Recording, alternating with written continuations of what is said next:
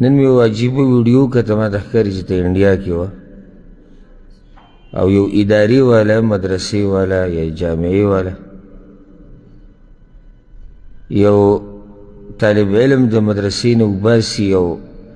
په هغه سند ورته دا خبره لیکي چې دله به داخله نه ورکوئ په یو ځای کې هم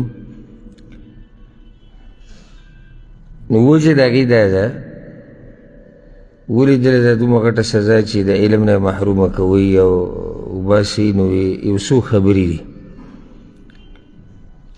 یو خبره دا دی چې دی په دې نورو شاګردانو ته دا طریقه ښیي چې تاسو سوالونه کوئ دا ویده دا چا ښه جوړه کړې ده چې دې استاد چې دا خبره وکړه نو تاسو ورته ووایئ چې داسې ولې نه ده او دا که داسې شي نو بیا او د دې به څه دلیل دي نو ویې باسئ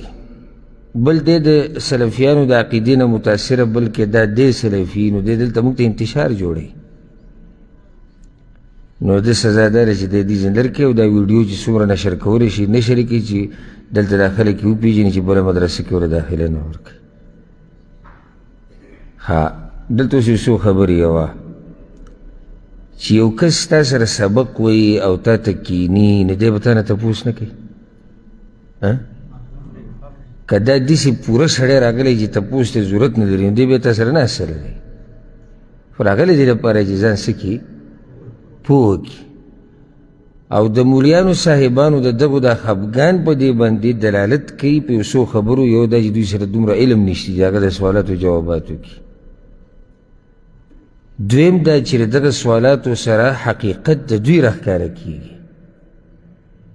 ځکه چې اکثرو مولیانو په پاک او هند پاکستان او انډیا او د خواوشا ملکونو دي کې دا خلک ړانده ساتلي دي دا حقیقت دی که څوک به خفه کړي هسې به خفه کړي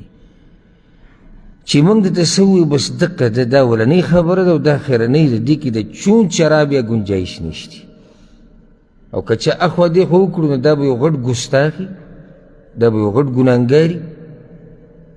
او بس دی به د خلکو په منځ کې مشهور کړي لکه څنګه چې دا غریب سره دا چل وکړو چې وایي دا یو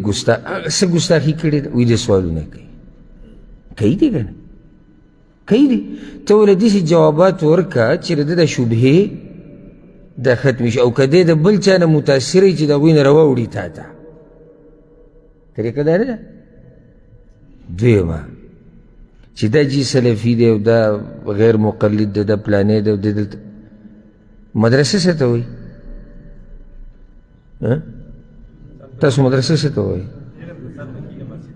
زده کړه پکې کوي و چې تا سره څوک داخلېږي نو ته به ورته ګورې چې دا کومې پارټۍ والا دی او کوم دغه والا دی پرې چلې کېږي که نه مسلمان خو دی که نه ته مسلمان ته دین نه ښیې او که د دې مسلمان سره بالفرض د هغوی په نظریه کې دی ګمراه دی که ګمراه دی ته به کوشش کوې چې دی څه شي نیغې لارې ته راواوړي نو ته خو یې ښه شړې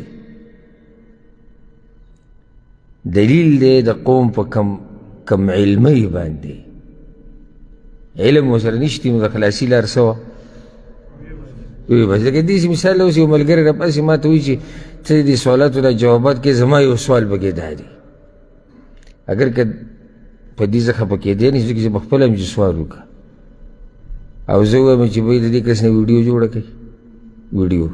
د دې بې ادبه نه او یو ځای کې مه پرېږدئ څه داسې کفر کړی هغه سوال کړی دی او بیا دا وایم چې دی دلته مه پرېږدئ ولې دا مسلمان نه دی پرېږدئ چې ناسې دین زده کړي که ته مسلمانانو ته دین ښیې موږ خو کوشش دا کوو چې غیر مسلمو ته یې وښایو غیر مسلمو ته به دعوت نه ورکړي او ته شړې څوک مسلمان ولې سوالونه ډېر کوي او سلفي دی زموږ د منهج خلاف دی نو دا متفقه فیصله بیا هغه ادارې وکړه او د هغه ادارې چې کوم مشرانو چې به دله به یو مدرسه یو جامعه کې هم داخله نه ورکوي ځکه چې دی انتشار پیدا کوي نو شکر وباسئ چې الله سبحانه وتعالی تاسو ته د قرآن او حدیث ته منهج نصیب کړی او داسې علما چې د انسان په نصیب شي چې هغه وی بار بار چې څه سوالي وي که څه اشکالي بیان یې کړه که موږ سره جواب ودر به کړو که جواب نه وبلټو ستا د مسلې دپاره جواب بل دلته دا قصې نشته چې بی دا حنفي ناست او دا شافعي مذهب وره دا دیوبندی دی دا بریلی دی دا بریلی تی لر کوي دیوبندی لرې کوي پنجپیری مه پرېږدي خپل جومات ته خپلې مدرسې ته چې څوک امین په زوره نه وي دی ته وباسئ چې څوک رافورې دی دا قصې موږ سره نشته الحمدلله ټولو ته دروازه کوراو ده راشه قرآن او حدیث یې زده کړه موږ به یې ته بیان کړو موږ به یې ته واضح کړو عمل پې کې نه کې دا ستا کار دی تپوس به تانه څوک کوي هغه به الله کوي نو په دې کې څه غلط څه شته الا دا چې یو سړی هسې ځان په زور ماشوم کي یو سړی ځان په زور ماشوم کي نو هغه بیا هغه سره څه نه کېږي چې اوس یو سړی ښه هوښیار وي وایي زه کم عقل یم ده سره څه کېږي ده سره خو هېڅ هم نه کېږي یو الله به پوه کوي